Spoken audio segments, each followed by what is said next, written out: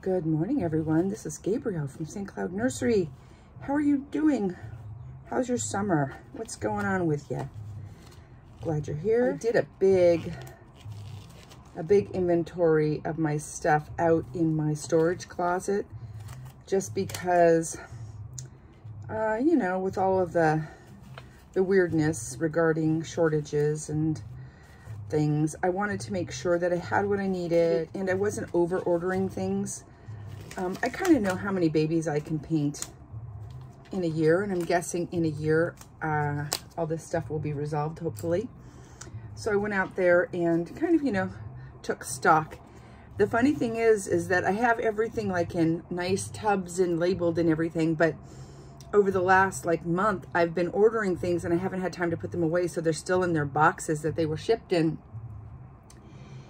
And when I started unpacking those and sorting them and putting them in their tubs, I realized that I have like, I don't know, 4 newborn sages, 2 grumpy sages, 2 happy sages. I mean, I've got like one area just dedicated to the sage baby from Bountiful Baby. Ridiculous. That's what I get for not putting my stuff away. Don't I tell my kids that all the time? Put your things away. So I didn't. And so now, you know, it is what it is. I'm going to be painting a lot of sages. I think I did this with Joseph last year. When I sorted and cleaned up, I realized I had like 6 of them. I don't mind. He's a pretty baby, and I think I just painted the last Joseph that I had. Let's see. Yeah, I just kind of want to go through and tidy up. And if you don't mind, I am just going to be painting and chatting. Let me grab my glasses because, as a lot of you know, my vision is not wonderful. As a teenager, I just would not wear glasses. I hated them. I hated the way they looked. They gave me a headache. I didn't come from a family who could afford to get me contacts. I had terrible allergies, so I'm not sure that would have worked for me anyway. I just kind of wore them when I had a lot of reading to do, or when, you know, I wasn't around my friends and stuff. It's just stubborn silliness. And as an adult, I don't know, I just got used to the world through my fuzzy eyeballs, never really thought much of it. And when I started reborning, the first couple dolls I made were without my glasses, and I had this magnifying lamp that I always used to use to like make jewelry and do fine things. And I was repairing one of the babies that I made, and I put it under the magnifying lamp, and I went, oh my gosh, what the heck am I doing? And so I started wearing my glasses again. And then I realized my glasses weren't strong enough. Went to the eye doctor. He gave me better glasses. And every year my prescription just keeps getting stronger and stronger. I know that a lot of it is age related. And at my age, it really isn't an issue of vanity anymore, although I do look silly in them. It's just the headaches. And I do have contacts, but again, you know, they just make my eyes itchy and sore. I just need to quit being such a big baby and decide what the heck I'm gonna do. But yeah, I have different glasses for different things. I have my reborning glasses, I have my rooting glasses, I have my read a book glasses, I have my driving glasses. So I have an appointment on Friday, and we're just gonna work out one pair of glasses and see what's going on. I have a family history of glaucoma and macular degeneration. So, and cataracts and all that stuff. I think a lot of it has to do with diabetes runs in my family. A lot of that, I hate to say, but is diabetes too, and is weight related. And that can lead to, you know, vision problems. So I don't know how much of that is, you know, genetic vision issues or diabetes fallout. I don't know. I don't have diabetes. I try hard to keep my weight okay. Guess who this is? This is Priscilla from Bountiful Baby. She's a reborn, meaning that, you know, she's a scan of an actual baby. And this face, oh my gosh, what a pretty baby that is. And I put these ears on. After all the clown babies went home, I asked on Instagram if people thought that I should make some more clowns, and it was yes please, because I didn't get a crack at them. And then someone else said, would you consider making some fairies or some elves? I'd really like to see that. I thought, you know what, I'm gonna go for it. Why not? It was never like my plan to do fantasy babies, a lot of them, or it to be my thing. You know, everybody has their lane, and I don't want to like jump in anybody else's happy place. I think there's room for everybody. I think a lot of people do it much better than I do. And I'm not sure if I'm in a position where I want to dedicate myself to that and say, I want to be the fantasy baby person, or I want that to be my lane. I'm not sure yet. So I'm just going to play and let the universe decide what direction it wants me to go. I do know that I don't want to do scary babies. No zombies, no bloody babies, no, you know, dead babies. I don't find that amusing or entertaining. Although I do appreciate the special effects of it. And, you know, a lot of people do that well. For me, it's terrifying and disturbing to my brain. So I know for sure that's not the direction I will ever go. And fantasy babies are starting to become super fun. So this is her with her little ears. I've never used this clay before. It's kind of wonderful. And before I talk about what it is, I want to make sure that it performs the way I hope it will. I don't want to lead anybody in a direction and get people to buy things or invest in things that aren't going to work out well. And I don't know enough about that product to talk about it. I've got Tinky, the Manor Elf. I love that sculpt. I did not have an easy time finding it. And somebody told me there's a bunch of knockoffs of that sculpt out there. I didn't know it. I know that I bought that sculpt from a reputable dealer, so I'm not too worried that it's not the real thing. I just wish I had access to more of them. I swear I would just sit here and paint 10 of them at a time. Just once, just do 10 of them and have like a whole series of those little manor elves. If I can find them, I totally would. I think it would be fun. I just really love Cindy Musgrove's sculpting. And that elf is kind of like, I don't know, kind of like magical realism. Does that make sense? I really like it. So I know this camera is at a strange angle, and that is because hanging it from my drying rack was annoying. I was getting seasick editing my videos. I can't imagine people enduring that for 20 minutes at a time. So my camera's resting on a bottle of Mod Podge, and my ring light is inside a jar of my silicone paintbrushes. So I got this going and I said, I kind of like it. Let's try it. Let's see what people think. And if it's okay, I might leave it like this for a bit. It's not super practical, but you kind of get a closer look at what I'm doing.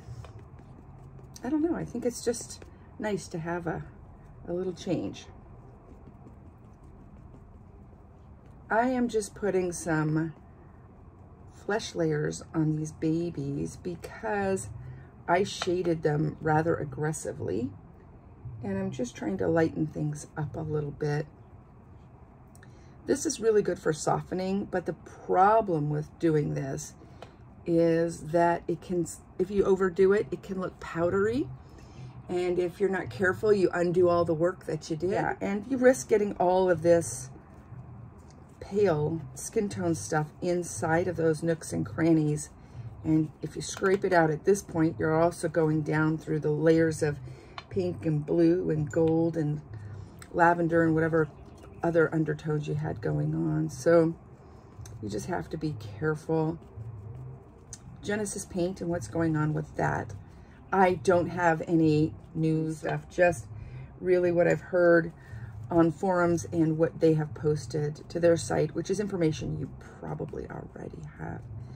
But I do want to talk about it. Let me just get this hand done, because sometimes when I'm painting, I lose my train of thought, as if you couldn't already tell. I guess the Genesis site is letting us know that they're not getting their raw supplies, and I think they're going to be doing a shutdown for a couple of months. I don't know how accurate that information is, but it seems to be something that all the suppliers are talking about, but that means that whoever has paint, that's about all they're going to have for a while, meaning suppliers and dealers. The great thing about Genesis is that this little pot of paint here, if you're just kind of like a hobby artist, might last you 10 years. I mean, I know hobby artists that they still have their original starter kit, you know? They've had to, like, you know, when you go grocery shopping, you run out of a few things, so you're always going and getting like bread, milk, and eggs, the perishable stuff. I mean, I think you probably have to add to it the things you use most, but for the most part, a lot of these colors will last you forever. They don't last me as long just because I kind of work in a volume, and I tend to use a lot of paint when I paint a baby. I'm a little messy and heavy-handed. So I think that, you know, whatever you have in your stash might be what you're going to have to use if you're using Genesis. And if you're worried about it, you know, you can always switch over to air dry. It doesn't take too long to retool. I went out when all of that buzz was happening, and I ordered some colors that I routinely use and that I routinely run out of, and that was a big flesh. I have never had a 4-ounce container of paint before. I've had the 4 ounces of varnish and matte medium and stuff, but never of paint.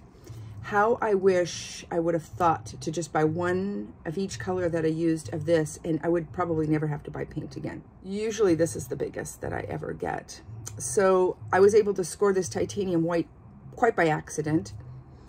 And I got, you know, just my basic colors, the browns, the yellows.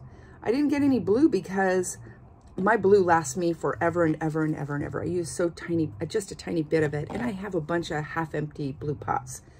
This here is Little Pearl Awake. Isn't she cute? I made this baby a while ago, and I did it kind of a fantasy-esque baby. One of my clients, who is awesome, there's actually a couple of ladies Comic-Con, and they take their babies to Comic-Con. And one of them bought this and turned it into baby Luke Skywalker. He had super, super light blue eyes and rooted blonde hair. So I guess he'll be going to Comic-Con once that gets back to normal again. And the 3 of those ladies, they're just so cool. They're absolutely cool. All 3 of them bought circus babies also. And I got them all confused. I just kind of sent them a screenshot of the tracking. They were all worried that the babies were going to the wrong state because each of them lives in a different state. And I freaked out. I mean, I was like, oh my gosh, this is terrible. All the babies got to where they needed to go. We just had a moment of doubt, and it was kind of funny and kind of scary, but it all worked out just fine. And they were, you know, they had a great sense of humor, and they were pretty patient. But yeah, I shipped a lot of babies. I shipped like 11 babies, 1 internationally, and all of them went to different states, all at like one time. My kitchen table, I'll insert a picture here. My kitchen table was like full of boxes, and I had to take a hand truck to the post office because I couldn't carry all the boxes by myself. It was fun. It was just so much fun.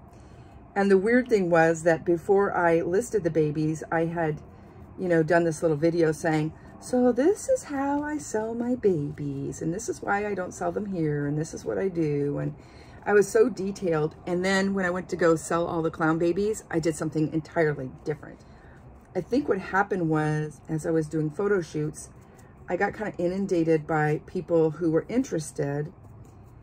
And then I would photograph a baby the next day, and then they'd say, no, I'll have that one instead. And then people saying, can you hold that one for me? And it just got kind of weird, and I was feeling a little overwhelmed. So I went ahead and listed them all on reborns.com, which I love that site. I mean, it's a trusted site for people who are looking for reborns. So if you're looking and you're worried about all the scam babies and all that silliness, just go there. I mean, they have babies at all different skill levels and all different price points. You might have to weed through some very beginner babies but that doesn't represent the whole of what's on that site. And, you know, lots of beginning artists who are kind of awesome. And if you're looking to invest in an artist who's maybe going to tear it up later, that's a good place to go and do that. But my beef with them has always been that I could only list one baby, you know, every 24 hours. And I like to just kind of throw them all up and get them sold and just go to the post office one time. But I did something different. So what I did was I did all the photo shoots, and then I just listed one baby a day, and I put it up on Instagram. This is the baby that's going to be listed today at 9:30, you know, Pacific Standard Time. This is how much it's going to cost. If you're interested, go over there and grab it. Look at this face. Oh my goodness. This is Grumpy Sage, 4 months old. I can't imagine that my babies were this big at 4 months old, but maybe I just have an awful memory. To me, they seemed much smaller, and I had really big babies. I don't know what they're feeding those kids out there in Utah, but my goodness, what a big, healthy sweetie.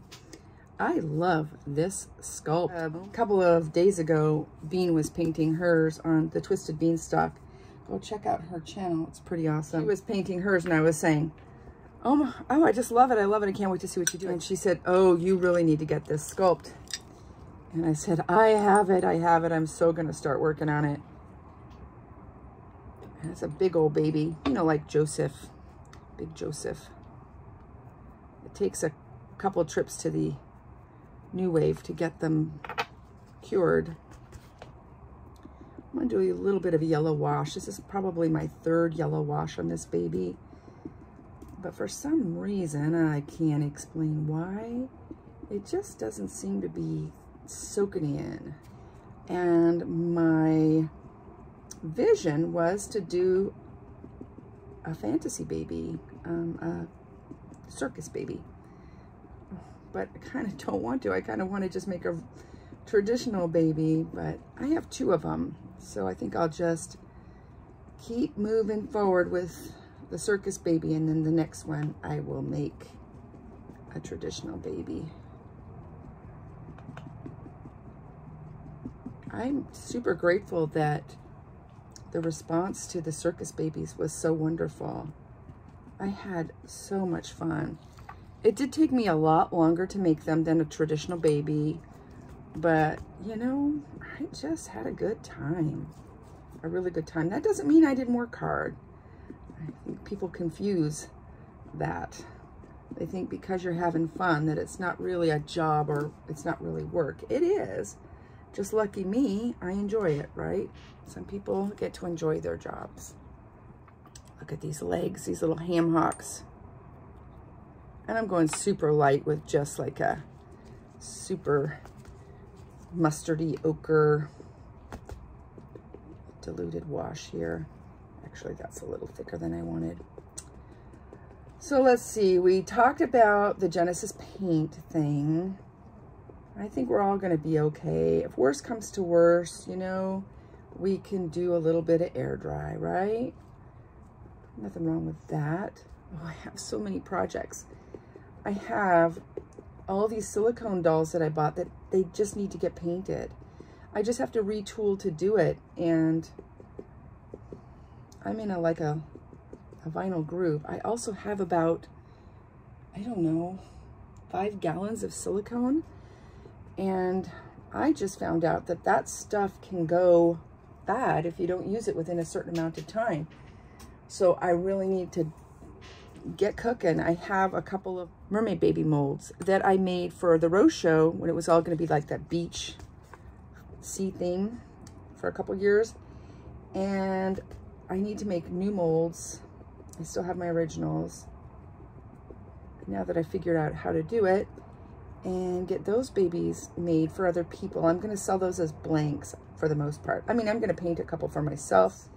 I think I'm going to sell the mermaids as blanks.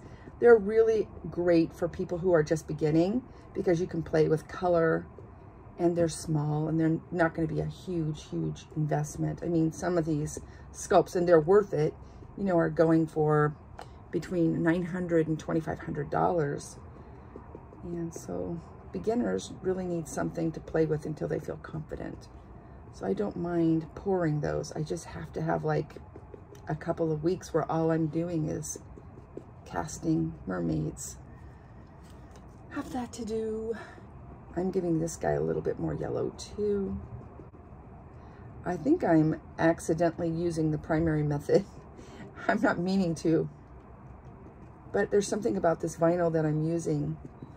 It's painting beautifully, don't get me wrong. I'm not upset with it, but it's taking paint a little differently than I'm used to, but it's working. Look at that face, little Emmy. I will show you her limbs in a second. She is one of those babies that it has 1/4 limbs. Here they are. Look at how itty bitty these are. They're so tiny. So these go on a body that obviously has, you know, more fabric than vinyl.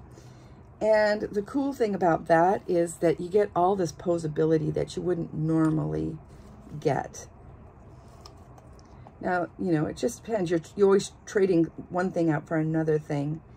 And like when you get babies that are full torso, you get all that realism and it's gorgeous, but they're kind of stiff and they're not as cuddly. And then you get the babies that have the 3/4 limbs, and that's kind of a good medium place. You get lots of posability and you get realism, but the babies can't wear, like, you know, sleeveless tops, or they can't be bare-legged because you can see the fabric, and that bothers some people. And then you get, you know, these 1/4 guys. They got all the posability, but they have to be dressed, usually like in a sleeper, that kind of thing. Little leggings, long sleeves. But you know, you trade one thing for another thing. It's cool. It's all right. It's all good. Got to have a lot of flavors to keep life interesting.